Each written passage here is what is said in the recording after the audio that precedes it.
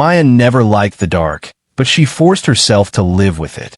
The new apartment she had rented in Lahore was small, and the electricity failed more often than it worked. She moved there alone after multiple arguments with her parents who thought she was wasting her life trying to be a filmmaker. But she wanted to prove she wasn't just daydreaming. Her first YouTube documentary had gone semi-viral, and she wanted to chase that spark. The place she found was cheap for a reason. The walls were cracked, the hallways echoed too long, and the neighbors never answered when she greeted them. Yet the most unsettling thing was, there were no windows in the living room. Still, she told herself it was perfect for film lighting and shadow work. She was planning her next documentary on traditional shadow puppetry, a dying art in Pakistan. She filled notebooks with research. She even bought an old handmade puppet from a street vendor in Andhra in Lahore, a strange wooden figure with joints that moved too smoothly, its fabric body stitched with thread that felt too cold. The seller had smiled with only half his teeth and said, "This puppet performs itself. You just hold the light." She laughed at the time. Now, she should have listened. The first night she set up her light. A small table lamp cast a yellow circle across the wall. She lifted the puppet behind it, forming silhouettes. But the shadows didn't match her movements. When she held the puppet still, its shadow twisted, changing posture. She blinked hard, rubbed her eyes, and told herself it must be from being tired. She filmed a quick test shot with her phone. When she replayed it, the puppet's shadow looked like a person, tall, slender, and bending low like it was whispering toward the camera. But in her hands, the puppet remained tiny, motionless. She sighed, whispering to herself, "Great, my software will fix the distortion." She shut the camera and went to bed. That night, she dreamt of shadows climbing her walls like spiders. Dozens of puppets performing a silent show. No voices, only the creaking of strings, the rustling of cloth, and the dim echo of laughter from the darkness. When she woke, the puppet was sitting on her pillow, facing her. She threw it across the room. Heart racing, she stared at it. The room was too silent. Her breathing sounded too loud. She told herself she must have sleepwalked, something she had never done before. But she didn't want to seem scared of a wooden toy. She was a filmmaker. She needed this project. That evening she lit the lamp again and recorded herself performing. The puppet moved better than she expected. The joints flowed like liquid. She realized she wasn't struggling to hold it up. It felt almost like the puppet was lifting her hand, guiding itself. Halfway through recording, the electricity went out. Her apartment dropped into darkness as if someone had swallowed the light. And yet, the wall remained illuminated. Her lamp stayed lit. Her heart turned to ice. Slowly, she saw the shadow growing, stretching far beyond the puppet's small form. The silhouette distorted, bones cracking in sickening angles, its head growing horns that none of the real puppet's details had. Maya whispered, "Stop, please stop." The shadow turned its face toward her. Her scream broke the silence, but the neighbors didn't come. No one ever responded in that building. She threw a blanket over the puppet and grabbed her phone. The lamp flickered and finally died, plunging the room into real darkness. Her breath trembled. Something scraped across the floor. The puppet was moving under the blanket.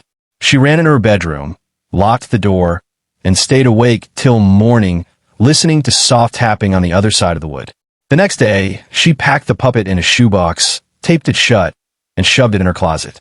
She left the room and tried to calm down by editing her footage.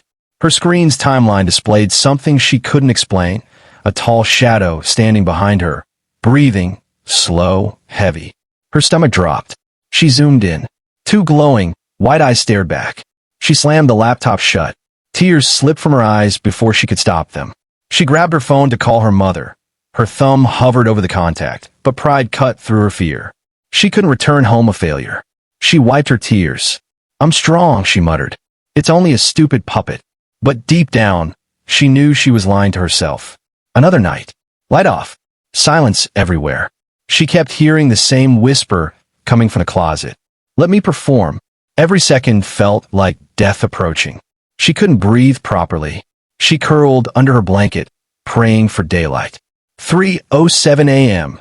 She glanced at her phone screen. The closet door was wide open.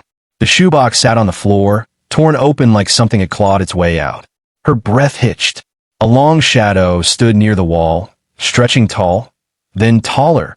Then its fingers scraped the ceiling. Maya couldn't scream. Her voice died in her throat. The shadow crawled toward her, head tilting, limbs bending grotesquely.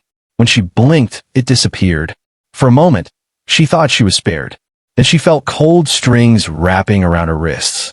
She kicked, cried, begged, but the shadow yanked her off the bed, dragging her across the floor.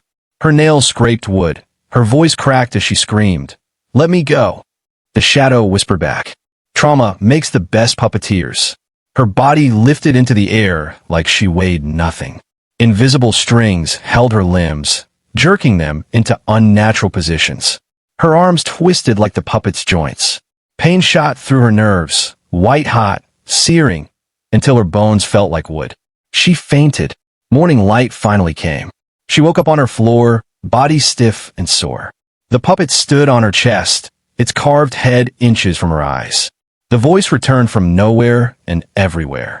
"You belong to the performance now." She grabbed the puppet and screamed in rage, smashing it against the edge of her bed. It splintered. Black dust seeped out like ashes. She grabbed a kitchen knife and stabbed the puppet again and again until nothing but pieces remained. Breathing wildly, she stuffed the remains in her garbage bag and ran outside to the street dumpster. She threw it in, slammed the lid, and ran back to her apartment without looking back. She locked the door, collapsed on the floor, exhaled relief. Maybe it was over. That night, she slept peacefully for the first time in weeks. But the shadows did not. A soft tapping woke her. She turned on her phone's flashlight. Footsteps, tiny footsteps, came from the hallway. The apartment door creaked open. A silhouette, a dark, human-sized silhouette, stood in the doorway, holding something cradled in its hands. It dropped a familiar pile of broken wooden pieces onto the floor. A hoarse whisper followed. "Repair me." Maya scrambled backward, but the shadow leaped, its fingers clawing into her skin like hooks. Her screams choked as a long needle-like thread pierced her neck. She felt something stitching inside her, tugging her nerves like fabric, replacing veins with strings. Her eyes widened as she saw her own shadow lifting from a wall. It detached, walked toward the taller shadow, and bowed. She wasn't controlling her shadow anymore. It controlled her.